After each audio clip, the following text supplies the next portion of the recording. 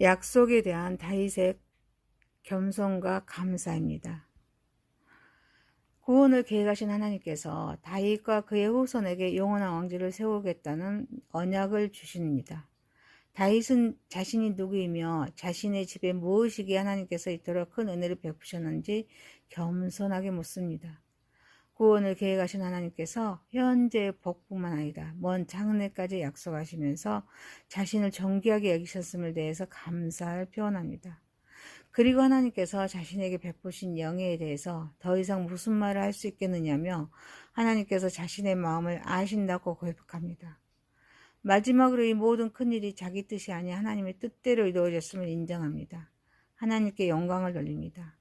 다윗은 자신의 자격이나 공로가 아닌 오직 하나님의 전적인 주권과 사랑으로 인해서 이 약속을 받았음을 깊이 깨닫습니다.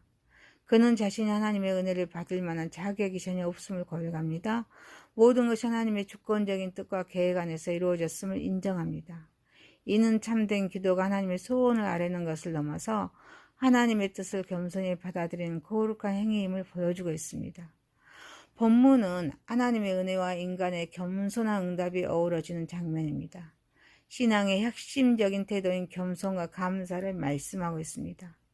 다윗은 하나님의 그런 거대한 약속 앞에서 교만하지 않고 자신의 미천함을 인정하면서 오직 하나님의 은혜만을 찬양하는 것 같이 우리도 내가 받은 모든 것이 하나님의 은혜임을 인정해야 합니다. 교만하지 않고 겸손한 마음으로 하나님 앞에서 살아가야 될 줄 믿습니다.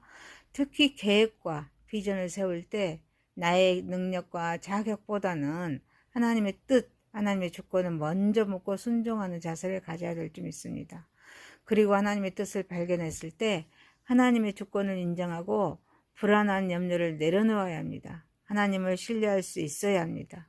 사랑하는 성도 여러분, 하나님의 신실한 약속을 기억하면서 겸손한 마음으로 그의 하나님 나라에 하나님의 은혜에 감사하는 삶을 살아가는 저와 여러분이 되시기를 소망합니다.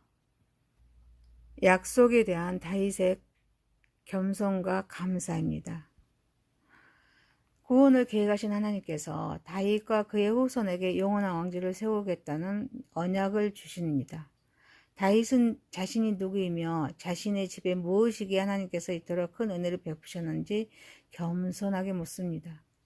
구원을 계획하신 하나님께서 현재의 복뿐만 아니라 먼 장래까지 약속하시면서 자신을 존귀하게 여기셨음을 대해서 감사를 표현합니다.